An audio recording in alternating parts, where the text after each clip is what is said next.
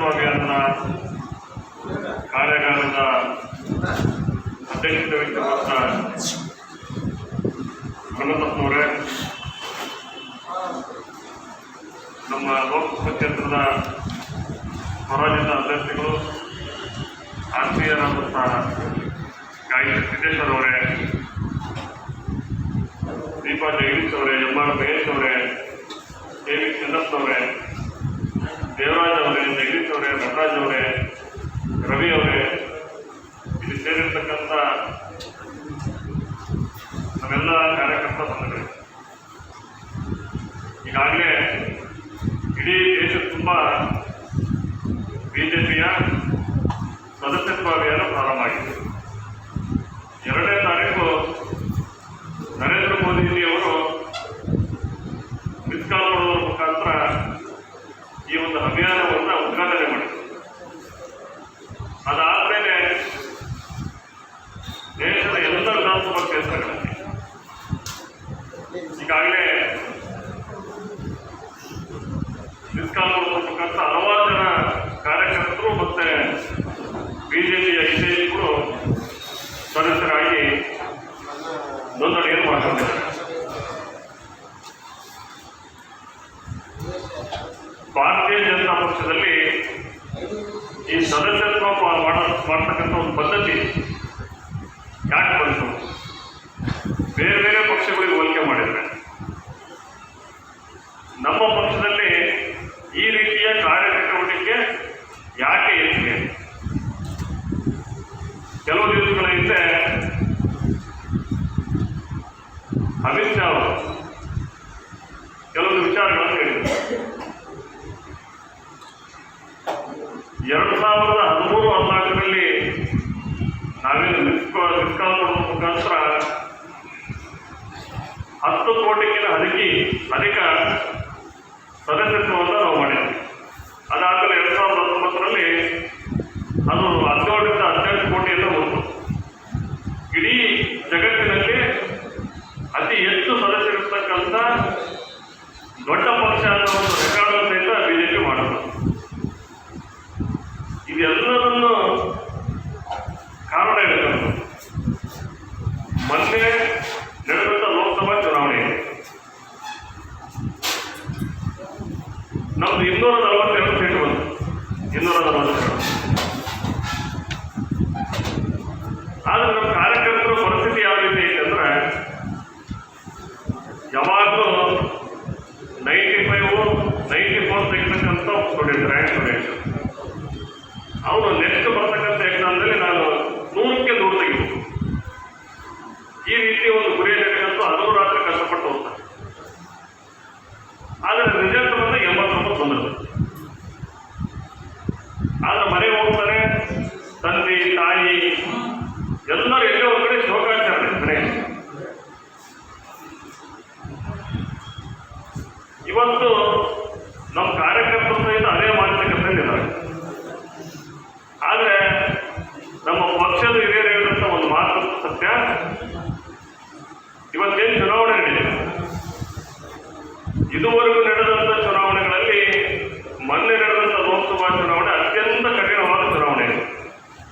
ಯಾಕಂದ್ರೆ ರಾಷ್ಟ್ರಭಕ್ತರ ರಾಷ್ಟ್ರೀಯ ಆಧಾರದಲ್ಲಿರ್ತಕ್ಕಂಥ ಎಲ್ಲ ಜನಸಮೂಹ ಒಂದ್ ಕಡೆ ಆದರೆ ಈ ರಾಷ್ಟ್ರವನ್ನು ವಿರೋಧ ಮಾಡತಕ್ಕಂಥ ಪಕ್ಷಗಳೆಲ್ಲ ಒಂದ್ ಕಡೆ.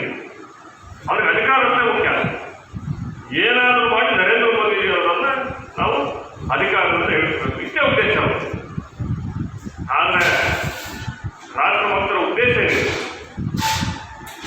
ಇಡೀ ಜಗತ್ತಿನಲ್ಲಿ ಈ ದೇಶಕ್ಕೆ ಒಂದು ಘನತೆ ತಂದುಕೊಟ್ಟ, ಗೌರವ ತಂದುಕೊಟ್ಟ, ಅಭಿವೃದ್ಧಿ ಮಾಡಿದಂಥ ಮೊಟ್ಟ ಮೊದಲ ಪ್ರಧಾನಿ ನರೇಂದ್ರ ಮೋದಿಜಿಯವರನ್ನ ಮತ್ತೊಮ್ಮೆ ಪ್ರಧಾನಿ ಮಾಡಬೇಕನ್ನೋ ಉದ್ದೇಶಕ್ಕೆ ಕೆಲಸ ಮಾಡಿದರು. ಹೌದು ತಾನೆ? ಅವರಷ್ಟು ಒಂದು ಎಲ್ಲ ಪಕ್ಷಗಳು ಒಂದು, ಬಿಜೆಪಿ ಒಂದು, ನೇರ ಹಣ. ಇದ್ರ ಜೊತೆಗೆ ತೆರೆಮರೆಯಲ್ಲಿ ಕೆಲವೊಂದು ಶಕ್ತಿಗಳು ಕೆಲಸ ಮಾಡಿದ್ರು. ತೆರೆಮರೆಯಲ್ಲಿ ಅದು ಬಹಳ ಜನಕ್ಕೆ ಗೊತ್ತಿಲ್ಲ. ಇವತ್ತು ನರೇಂದ್ರ ಮೋದಿ ಯಾವುದೇ ದೇಶಕ್ಕೆ ಹೋಗಿ ಯಾವ ಅಮೆರಿಕದವರಿಗೂ ಬೆಲೆ ಕೊಡಲ್ಲ, ಬ್ರಿಟನ್ನರಿಗೂ ಬೆಲೆ ಕೊಡಲ್ಲ, ಇಂಗ್ಲೆಂಡ್ವರೆಗೂ ನಡೆಯಲ್ಲ. ಆ ರೀತಿಯ ನರೇಂದ್ರ ಮೋದಿಜಿ ವಿದೇಶಗಳಿಗೆ ಹೋದ್ರೆ ಅವರನ್ನು ಸ್ವಾಗತ ಮಾಡತಕ್ಕಂಥ ರೀತಿ, ಅವರಿಗೆ ಕೊಡ್ತಕ್ಕಂಥ ಗೌರವ ಯಾವ ಒಂದು ಅಧ್ಯಕ್ಷ ಪ್ರಧಾನಿ ಸಹಿತ ಇಲ್ಲ. ಅಮೆರಿಕ ಸಹಿತ ಇದನ್ನು ಸಹಿಸಲಿಕ್ಕೆ ಸಾಧ್ಯ ಇಲ್ಲ. ನಾವೆಲ್ಲರೂ ತಿಳ್ಕೊಂಡಿದ್ದೀವಿ, ನಮಗೆ ಯಾರಾದರೂ ವಿರೋಧ ಪಕ್ಷ ಇದ್ರೆ ಕಾಂಗ್ರೆಸ್ ಮತ್ತು ಮಿತ್ರ ಪಕ್ಷಗಳು ಅಂತ. ಆದರೆ ವಿದೇಶದಲ್ಲಿರ್ತಕ್ಕಂಥ ಈ ದೇಶದ ವಿರೋಧಿಗಳು, ಮೋದಿ ವಿರೋಧಿಗಳು ಈ ಚುನಾವಣೆಯಲ್ಲಿ ಕರೆಬರೆಯಲ್ಲಿ ಕೆಲಸ ಮಾಡಿದ್ರು. ಕಳೆದ ಆಗಸ್ಟ್ 5ನೇ ತಾರೀಕು ಪಕ್ಷದಲ್ಲಿರ್ತಕ್ಕಂಥ ಬಾಂಗ್ಲಾದೇಶದಲ್ಲಿ ಶೇಖ್ ಹಸೀನಾ ಏನಾಯ್ತು ಗೊತ್ತಾನೆ? ಶೇಖ್ ಹಸೀನಾ ಏನಾಯ್ತು ಅಂತ ಬಾಂಗ್ಲಾದೇಶದ ಪ್ರಧಾನಿ ಅಲ್ಲಿಂದ ಬಿಟ್ಟು ಭಾರತಕ್ಕೆ ಬಂದರು. ಇವತ್ತಲ್ಲಿ ಅಧಿಕಾರ ಬೇರೆಯವರು ಮಾಡಿದ್ರು. ಅದಕ್ಕೆಲ್ಲ ಕಾರಣೀಕರ್ತರು ಯಾರು?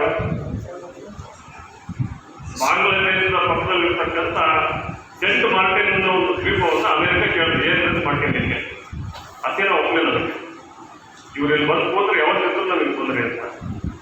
ಅದಕ್ಕೆ ಅವರು ಗ್ರೌಂಡ್ ಔಟ್ ಮಾಡಿ ಏನಾದರೂ ಮಾಡಿ ಈ ಶೇಖ್ ಹಸೀನಾ ಏನು ಮಾಡಬಹುದು. ಅವಾಗ ಅಮೆರಿಕ ಡೊನಾಲ್ಡ್ ಟ್ರಂಪ್ ಅನ್ನೋ ಒಬ್ಬ ವ್ಯಕ್ತಿನ ಬಾಂಗ್ಲಾದೇಶಕ್ಕೆ ಕಳಿಸ್ತು. ಅವನೇನು ಕೆಲಸ ಅಂದರೆ ಈ ರೀತಿಯ ಸರ್ಕಾರಗಳನ್ನು ಬೀಳ್ತಕ್ಕಂಥದ್ದು, ಅಲ್ಲಿಯ ಪರಿಸ್ಥಿತಿಯನ್ನು ಅಧ್ಯಯನ ಮಾಡೋದು, ಅಲ್ಲಿ ಏನು ಸಮಸ್ಯೆ ಇತ್ತು ಅದನ್ನು ರೈಸ್ ಮಾಡೋದು. ಈ ರೀತಿಯಲ್ಲಿ ವಿದ್ಯಾರ್ಥಿಗಳಲ್ಲಿ ಹೋರಾಟದ ಕಿಚ್ಚದಲ್ಲಿ ಹೋರಾಟ ಪ್ರಾರಂಭವಾಗಿದ್ದದಕ್ಕೆ ಮೀಸಲಾತಿ ವಿರುದ್ಧ ತಾನೆ. ಯಾರು 71ರಲ್ಲಿ ಬಾಗಿಲ ವಿಮೋಚನೆ ಆಯಿತು, ಆ ಹೋರಾಟದಲ್ಲಿ ಯಾರು ಭಾಗವಹಿಸಿದ್ರು ಅವ್ರ ಮಕ್ಕಳಿಗೆ ಮತ್ತು ಅವರಿಗೆ ಸರ್ಕಾರದಿಂದ 30% ಮೀಸಲಾತಿ, ಉಳಿದಂತೆ ಬೇರೆ ಬೇರೆ ಕೆಟಗರಿಗಳಿಗೆ ಒಂದು 25% ಮೀಸಲಾತಿ. ಆ ಮೀಸಲಾತಿಯಿಂದ ತೆಗಿಬೇಕಂತ ಹೋರಾಟ ಪ್ರಾರಂಭ ಆಯಿತು. ಹೋರಾಟ ಒಂದು ಅಂತಿಮ ಹಂತಕ್ಕೆ ಬಂದಾಗ ಸುಪ್ರೀಂ ಕೋರ್ಟ್ ಆದೇಶ ಕೊಡ್ತೀವಿ, ಎಲ್ಲ ಮೀಸಲಾತಿ ನಾವು ತಂದಿದ್ದೀವಿ, ಕೇವಲ 5% ಮಾತ್ರ ಮೀಸಲಾತಿ ಉಳಿಸಿದ್ದೀವಿ ಅಂತ. ಮೀಸಲಾತಿಯನ್ನು ವಾಪಸ್ ತಗೊಂಡ್ಮೇಲೂ ಸಹಿತ ಅಲ್ಲಿರ್ತಕ್ಕಂಥ ವಿದ್ಯಾರ್ಥಿ ಚಳವಳಿ ನಿಲ್ಲಿಲ್ಲ. ಅವರ ಟಾರ್ಗೆಟ್ ಇಟ್ಟಿದ್ದು ಅಲ್ಲಿರ್ತಕ್ಕಂಥ ಶೇಖ್ ಹಸೀನಾ ಸರ್ಕಾರವನ್ನು ಕಿತ್ತೊಗಿಬೇಕು. ಅದರ ಹಿಂದಿದ್ದದ್ದು ಅಮೆರಿಕ. ಈ ರೀತಿ ಭಾರತದ ಮೇಲೂ ಪ್ರಯೋಗ ಆಯಿತು. ಹಾಗಾಗಿ ಮೊನ್ನೆ ಅಮಿತ್ ಶಾಜಿ ಅವರು ಹೇಳಿದರು, ನೀವ್ಯಾರು ಸಹಿತ ಎದೆಗುಂದಂತ ಅವಶ್ಯಕತೆ ಇಲ್ಲ. ಈ ಸಾರಿ ಬಂದಂಥ ಕಠಿಣ ಚುನಾವಣೆಯನ್ನು ನಾವೇ ಎದುರಿಸಿದ್ವಿ. ಬರ್ತಕ್ಕಂಥ ಮುಂದಿನ 25 ವರ್ಷಗಳ ಕಾಲ ಬಿಜೆಪಿಯ ಪ್ರಧಾನಿಗೆ ಆಗ್ತಾರೆ ಈ ದೇಶದಲ್ಲಿ.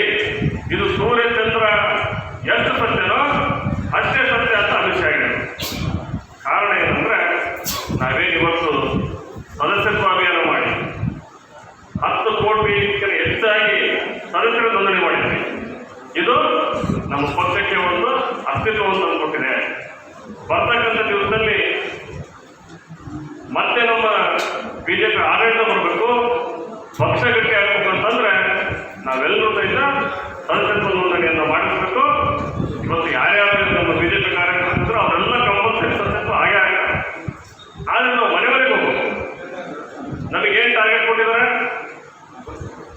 10 ಕೋಟಿಗಿಂತ ಅದಕ್ಕೆ ನಾವು ಈ ಸಾರಿ ಸದಸ್ಯತ್ವ ಮಾಡಲೇಬೇಕು ಅಂತ ಒಂದು ಟಾರ್ಗೆಟ್ ಕೊಟ್ಟಿದ್ದಾರೆ.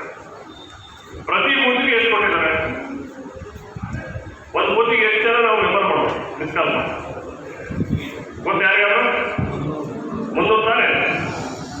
ಪ್ರತಿ ಬೂತಿಗೂ 300 ಸದಸ್ಯರು ಮಾಡಬೇಕಂದ್ರೆ ನಾವು ಪ್ರತಿ ಬೂತ್ ಮಟ್ಟದಲ್ಲಿ ಮನೆ ಮನೆಗೆ ಹೋಗಿ ಸಂಪರ್ಕವನ್ನು ಮಾಡಬೇಕು. ನಮಗೂ ಸಹಿತ ಕಾಂಪಿಟೇಷನ್ ಇದೆ. OBC ಮೋರ್ಚಾದಾರು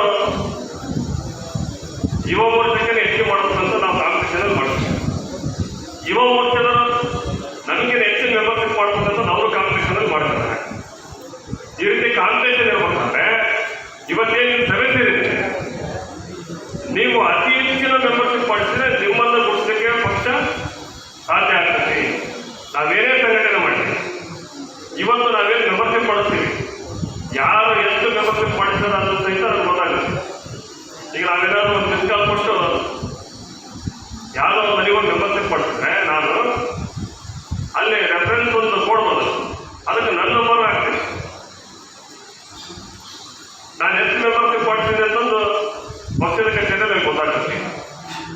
ಈಗ ಆಗಲೇ ಯುವ ಮೋರ್ಚಾದವರು, ಮಹಿಳಾ ಮೋರ್ಚಾದವರು ಅಥವಾ ಬೇರೆ ಬೇರೆ ಮೋರ್ಚಾದ ಅಥವಾ ಬೂತ್ ಮಟ್ಟದ ಕಾರ್ಯಕರ್ತರು ಮೆಂಬರ್ಶಿಪ್ ಮಾಡಿಸ್ತಾರೆ. ನಾವು ಗುರುತೆ ನೋಡಿದಾಗ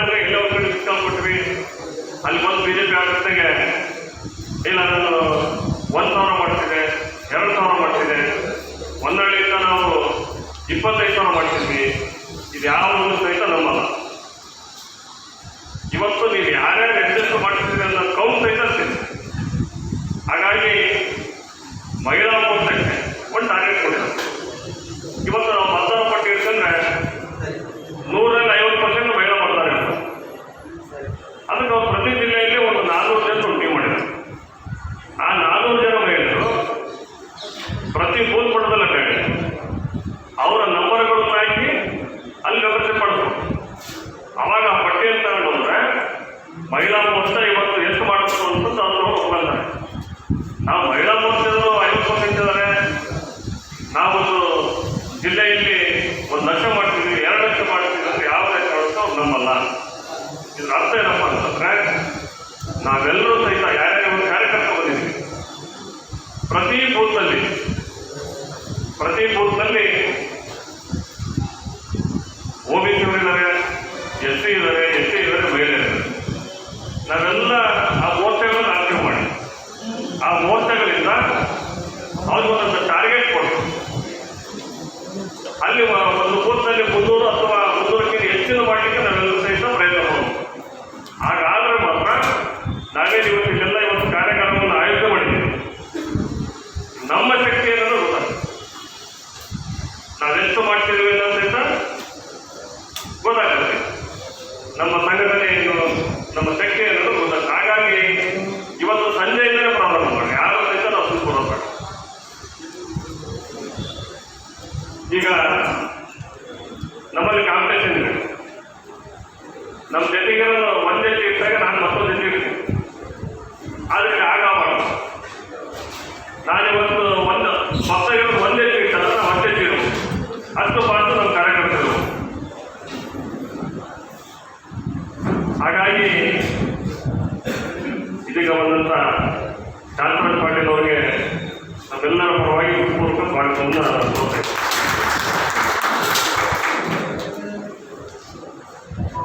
ಈ ಸಾರಿ ಮಾಡ್ತಕ್ಕಂಥ ಸದಸ್ಯತ್ವ ಅಭಿಯಾನ ಅತಿ ಹೆಚ್ಚು ನಮ್ಮ ಜಿಲ್ಲೆಯಲ್ಲಾಗಲಿ ಅಂತಂದು ನಮ್ಮೆಲ್ಲರಿಗೂ ವಿನಂತಿ ಮಾಡ್ತಾ, ಹೊನ್ನಾಳಿಯಲ್ಲೂ ಸಹಿತ ನಮ್ಮ ಕಾರ್ಯಕರ್ತರು ಸಂಘಟನೆಯಲ್ಲಿ ಯಾವುದೇ ನಿಲ್ಲಿಸಿಲ್ಲ.